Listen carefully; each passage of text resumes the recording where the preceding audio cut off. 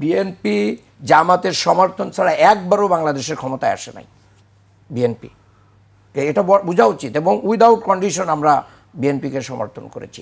কাজে এগুলো নিয়ে আলোচনা করার দরকার নেই। 14 সালের কথা বলছেন, 14 সালের কথা বলছেন, 14 সালের অবরোধটা যদি উইডো না হতো, 14 সালে যদি অবরোধ এবং হাসিনার ছলনায় যদি বিএনপি পা না দিত, তাহলে অবশ্যই মানে উইদিন শর্ট টাইম একবারে যেরকম বিএনপি তত্ত্বাবধায়ক সরকারের বিল পাশ করে সংসদ ভেঙে দিয়েছিল, ওইভাবে তারা ভেঙে দিয়ে তারা মানে চলে যেতে বাধ্য হতো।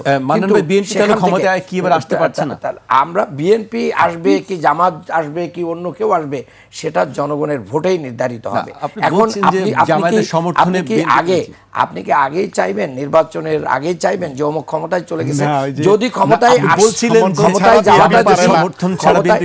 ক্ষমতায় যাওয়াটা যদি এত ইজি হতো তাহলে ওনাদের নেতা অনেক আগেই চলে আসতেন।